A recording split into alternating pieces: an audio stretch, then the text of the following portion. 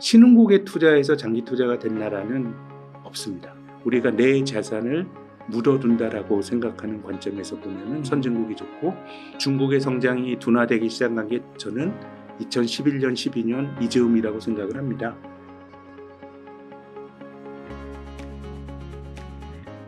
중국 경제 좀 질문을 드리고 싶은데요. 최근에 그 벽개원, 컨트리 가든의 디폴트 위기, 그리고 헝다의 파산보호 신청 네. 이런 것들이 뉴스에 나오면서 또 말씀해주신 대로 금리 인하 수준도 다소 약하다는 평가도 있고요. 네.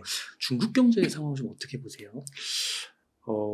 제가 이것이 어떤 경로로 갈지는 잘 모르겠는데, 저는 한중일 경제가 굉장히 유사한 속성이 있는 것 같습니다. 네. 그거는 부동산에 대한 큰 의존도거든요.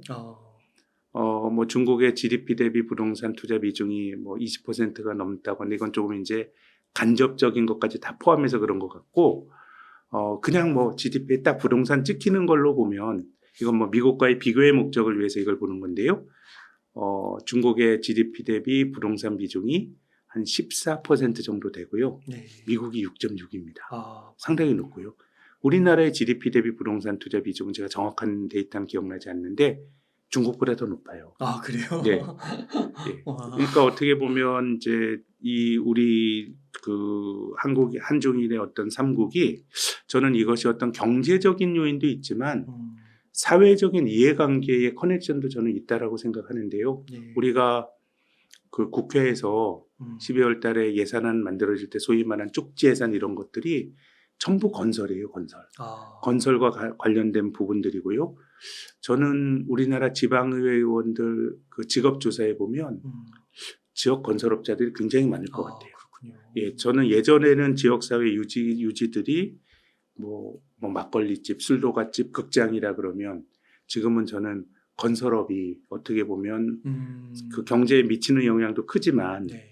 굉장히 어떤 사회의 어떤 그 가치를 배분하는 데 있어서도 굉장히 어떤 중요한 역할을 하지 않을까라는 생각은 드는데, 그래서 저는 중국이란 나라가 어떻게 될지 잘은 모르겠는데, 네. 2008년 미국과 같은 크라이시스가 발생할 가능성은 낮은 게 아닌가라고 생각합니다. 두 가지 이유에서 그런데요. 일단 첫 번째는 중국은 기본적으로 이제 폐쇄가 된 나라입니다. 경제가 미국보다 개방도가 낮은 나라이기 때문에 뭔가 시장을 통해서 파급이 되는 어떤 속도라든가 이런 것들은 굉장히 좀 미국보다는 좀 약하지 않겠는가라는 생각이고요. 네. 또 두 번째는 2008년도 미국의 이 문제는 굉장히 그 부실이 얼마인지도 몰랐습니다. 굉장히 복잡한 그 금융 파생 상품이 들어가고 있기 때문에 우리가 그걸 계측하지 못했고 했었는데, 중국은 그런 건 아닌 것 같아요. 그래서 제가 중국에 대해서 좀 걱정을 하는 것은, 이것이 2008년 금융위기의 형태처럼 뭔가 일시적으로 분출을 하는 이런 어떤 크라이시스의 형태로 나타나기보다는, 중국 경제 자체가 민간 소비가 GDP의 40%가 안 되는 경제거든요. 한국도 마찬가지예요. 한국도 민간 소비 비중이 굉장히 낮습니다. 그러면 이제 소비가 인구가 굉장히 많기 때문에 중국 소비의 절대 규모는 크지만 경제를 전반적으로 이끄는 데 있어서 민간 소비는 매우 약하고요. 이게 다 부동산과 결부된 투자를 통해서 경제가 성장을 해온 거거든요. 그런 거라 그러면은 이것이 어떤 2008년 미국과 같은 형태의 위기로 분출되진 않겠지만 장기적으로 중국의 경제 성장이 좀 정체가 되는 이런 모습으로 나타나지 않을까라는 생각입니다. 그렇군요.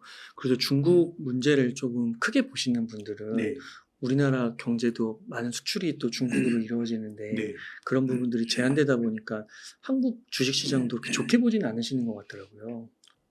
이미 그게 우리 주가에 투영이 됩니다. 우리가 외환위기 때 경제가 나빠졌다가 2000년대 초만 하더라도 이제 한국이 일본에 잃어버린 10년을 쫓아가는 거 아니냐, 2000년 그런 걱정이 있었는데, 그때 우리나라 코스피가 1000포인트를 못 넘었어요. 89년도 3월 달에 1000포인트 가고 2000년대 초까지 1000포인트대에 안착하지 못하는 700, 800 왔다 갔다 했거든요. 근데 2007년 7월에 종합주가 지수가 2000까지 갑니다. 사상 최초로 갔던 게 2007년 7월에 2000 갔거든요. 그거 다 차이나 스토리로 간 겁니다. 중국 경제가 고성장을 할 때 한국이 그 수혜를 보면서 철강이나 화학이나 조선이나 중국 스토리를 가진 주식으로 주가가 2천 갔거든요. 근데 2007년 7월에 2천 갔어요. 근데 2023년 8월 현재 종합주가 지수는 2,500입니다. 그러면은 16년 동안 25% 오른 거잖아요. 그러네요. 그럼 연율화로 1.4%밖에 안 돼요. 그러면 이미 저는 중국의 성장이 둔화되기 시작한 게 저는 2011년, 12년 이즈음이라고 생각을 합니다. 근데 그때부터 우리 증시는 장기 박스권이라는 형태로 이미 주가가 반영하고 있다고 생각이 되고요. 업종별로 좀 말씀을 드리면, 그러니까 우리가 한 16년 동안에 25% 연평균 한 1.4%밖에 못 올랐다고 코스피를 말씀을 드렸는데요. 네. 이건 굉장히 이제 정체가 된 거지요. 네. 정체가 됐는데 우리나라 그 코스피의 업종 지수가 20개 있거든요. 네. 20개 중에서 굉장히 못 올랐던 코스피보다 성과가 좋았던 게 5개 있습니다. 네. 첫 번째 전기전자가 많이 올랐어요. 전기전자는 지금은 어렵지만 그래도 그 이후로 중국과 무관하게 반도체 잘한 게 반영이 된 게 있고요. 그리고 화학업종과 비금속 광물이 많이 올랐어요. 이거는 최근에 그거는 2차 전지 주식들이 여기 들어있거든요. 그리고 바이오, 제약 바이오가 코스피보다 많이 올랐어요. 제약 바이오 최근 3년 어렵지만 뭐 그 이전에 많이 오르다 보니까 중국과 상관없는 거고요. 마지막으로 서비스 업종 지수가 코스피 대비 초과 수익을 기록했거든요. 서비스 업종은 네이버, 카카오 들어가 있는 거예요. 그러면 지난 15년 동안에 알게 모르게 종합주가 지수도 우리가 정체를 했던 게 중국 덕을 보다가 중국의 성장 동력이 약해지면서 전 이미 주가가 그것을 투영하고 있는 것 같고요. 그리고 상대적으로 중국과 무관한 스토리를 가지고 성장에 대한 기대가 투영이 될 수 있는 것들만 올랐기 때문에 저는 이것이 새롭게 벌어질 현상이라기보다 이미 10년 정도 한국 시장에서 나타나온 그런 현상이라고 해석을 합니다. 그러면 앞으로도 주식 투자를 할 때 업종을 잘 선택해야겠네요. 그게 참 딜레마 같아요. 왜냐하면 우리가 좋은 종목을 잘 고르고 또 투자를 잘하세요라고 하는 건 사실은 이게 어떻게 보면 그냥 착하게 살자랑 똑같은 말이거든요. 우리가 업종을 잘 고르는 건 누구나 필요한데 근데 일반적으로 주식 투자가 좋은 거라고 말하는 거는 워렌 버핏도 그런 얘기를 했거든요.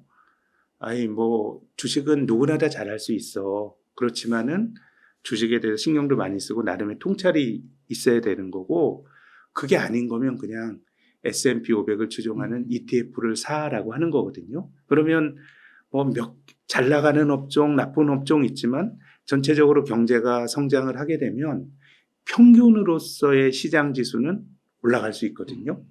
그럼 내가 잘 나가는 섹터를 고른 것보다는 그냥 아주 수동적인 패시브 투자를 하게 되면 주도주를 고른 것보다는 돈을 못 벌지만 그래도 은행 이자보다 훨씬 나은. 그래서 저는 주식 투자가 좋은 거라고 누구에게나 말할 수 있는 거는 결국은 시장을 추종했을 때 돈을 벌 수 있으니까 전 주식 투자가 좋은 거라고 생각하거든요. 그런 점에서 보면 지금 한국에서 횡행하는 섹터 ETF, 테마 ETF 이런 거는 패시브 투자의 본령과 전혀 다르다고 봐요. 그거는 그냥 액티브 투자, 업종을 잘 고르는 거가 똑같은데 근데 우리 입장에서 이제 딜레마는 그렇게 안 하면 이제 돈을 벌기가 어려운. 지수 자체는 그렇죠. 거의 뭐 1%. 1%라고 하는 거는 주식이라고 하는 거는 뭐 개별 종목으로 보더라도요. 제가 정확한 데이터는 기억 안 나는데 어디 글을 쓰면서 보니까 한 3,000개 중에서 그 한 16년 동안 코스피 1.4% 오르는 동안에 한 절반 정도 수익률이 마이너스 같은데요. 그래요.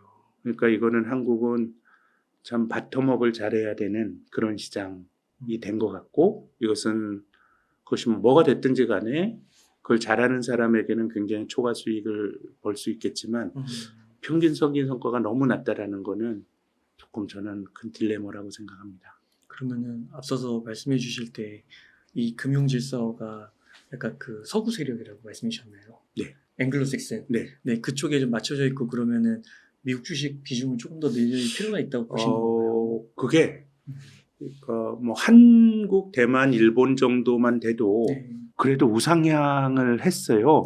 우상향을 했는데요. 중국은 2007년도에 투자했을 때 상해지수가 6,100인데 지금 한 3,000포인트 되나요? 신흥국 중에서요. 사실은 한국은 선진국이라고 봐야 돼요. 경제적으로 저는 그렇게 평가하는데요. 신흥국에 투자해서 장기 투자가 된 나라는 없습니다.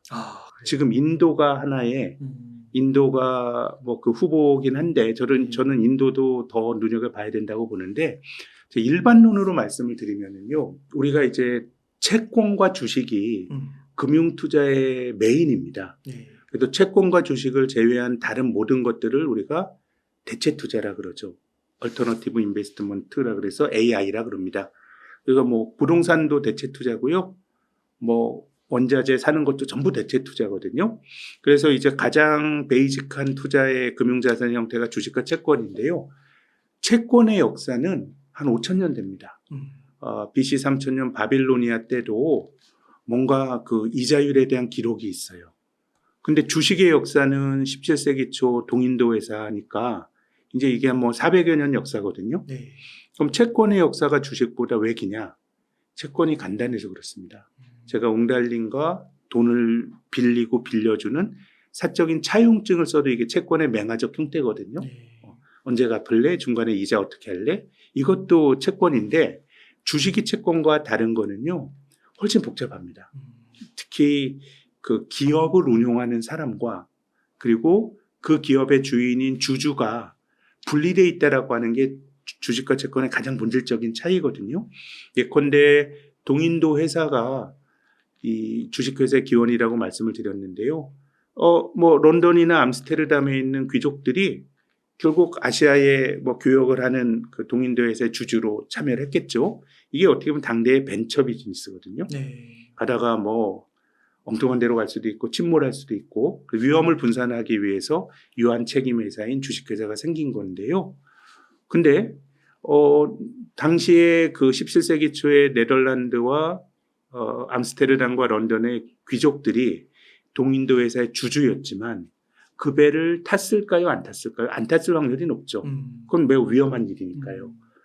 그 배를 타고 그 뭐 인도와 인도네시아 가서 향신료 가져오는 거는 선원과 선장입니다. 이건 주주들에게 고용된 사람이거든요. 그래서 기업 이 주식 투자라고 하는 거는 주주들에게 고용이 된 예컨대 동인도 회사에서는 선원과 선장들이 주주들의 부를 잘 지켜줘야 됩니다. 막 향신료 가지고 오는 거를 자기 호주머니에 넣으면 안 되고요. 난 월급 받는 사람이고 그렇기 때문에 이런 일련의 과정이 일종의 거버넌스거든요. 그래서 우리가 주식시장에 존재하는 공시제도 기업의 중요한 일을 알리라고 하잖아요. 그거 안 하면 페널티를 받잖아요. 그거는 기업에서 벌어지는 중요한 일을 주주들에게 알리라고 하는 일종의 그 임원과 아니면 그 기업을 운영하는 사람들에 대한 일종의 감시제도예요. 그렇기 때문에 신흥국에 대한 투자는요. 저는 장기 투자는 맞지 않다고 생각해요. 그런 부분이 약한 거군요. 우리나라 90년대를 한번 예로 들어볼까요? 우리나라 90년대가 지금보다 실물 경제 활력은 훨씬 높았습니다. 성장률도 훨씬 높았잖아요. 그러네요. 근데 이때 주식이 1000포인트를 못 넘었어요. 왜 그런 걸까요? 커버넌스의 문제예요. 3대 재벌인 대우그룹이 파산하고 결국은 부식회계가 있고 또 그 80년대에는 그 당시에 8대 재벌이었나요? 국제상사가 그냥 정치 권력의 눈밖에 그냥 날려버립니다. 뭐 이런 어떤 그 주식이라고 하는 거는 그 사람의 무형의 자산을 잘 지켜주기 위한 일종의 어떤 그 사회적 아니면 법적인 그런 제도가 잘 갖춰진 나라에서 해야 되거든요.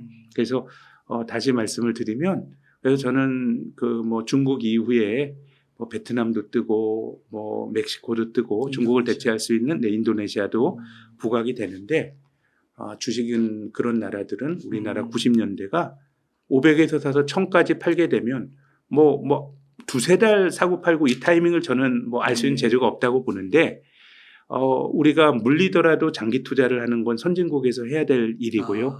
신흥국은 약간의 히트앤드런이 좀 필요한 시장 아닌가라는 게 제 생각입니다. 그렇군요. 이게 실물 경제가 단순히 좋다고 경제 성장률이 높다고만 좋은 게 아니라 말씀해 주신 대로 그런 지배구조가 있고 그리고 또 한 가지 말씀드리고 싶은 거는 경제가 고성장을 하게 되면요. 기업들이 주식시장에서 자금을 많이 조달합니다. 돈 벌 기회가 많으니까 새로운 기업이 상장을 하고 또 막 유상증자를 해요. 근데 이건 매우 아이러니한 일이 주식 시장은 그러라고 있는 겁니다. 예, 직접 투자 자금을 기업들에게 공급해 주라고 있는 거거든요. 근데 이게 역설적으로 끊임없이 새로운 기업들의 주식이 늘어나면서 결국 주가라고 하는 거는 주식에 대한 수요와 공급에 따라 결정이 되거든요. 수요는 주식을 살 수 있는 돈이고요. 공급은 주식수 그 자체입니다. 그래서 우리나라도 유상증자나 주식 공급 물량이 늘어난 다음에 주가가 떨어지죠. 맞아요. 저는 코스닥이 안 되는 이유 중에 하나가 그거라고 봐요. 끊임없이 계속 들어오거든요. 네. 그래서 이제 제가 중국의 상해종합 지수가 2007년도에 6,100에서 지금 한 3,000 정도 한다라고 말씀을 드렸는데요. 시가총액은 그때보다 훨씬 큽니다. 아, 그래요. 그러니까 새 기업들이 계속 들어와서 그래요.